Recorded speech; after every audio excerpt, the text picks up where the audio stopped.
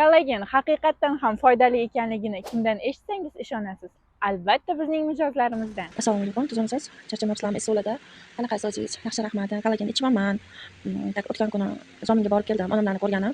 Onamlar ko'rdilar-da, "Voy qizim, yosharib chiroyli bo'lib ketibsan, nima qilyapsan yuzingga?" deydilar.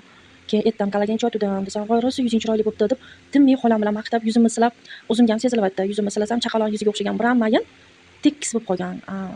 Ichimga besimga keladigan bo'lsa, o'zgarishlar menda yaxshi. Glamiz ovqat hazm bo'lishi, o'sha boyga vaqtida bo'lyapti-da hamma narsa. Narsa yeyman, 10 minut, 15 minutdan keyin chop turyapti. Bu ham vaqtincha bo'lsa kerak. Ko'chaga chiqishga ham odam qo'rqyapti, chunki juda ham tez chop turyapti meni.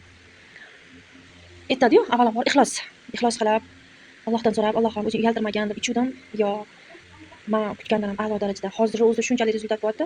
Atak oxirigacha ichsam bilmadim, bashi zo'r bo'lsa kerak. Agar sizlarga ham xuddi shunday natija kerak bo'ladigan bo'lsa, bizga murojaat qilishingiz mumkin. To'liq ma'lumot uchun esa kommentariyada + belgisini qoldiring.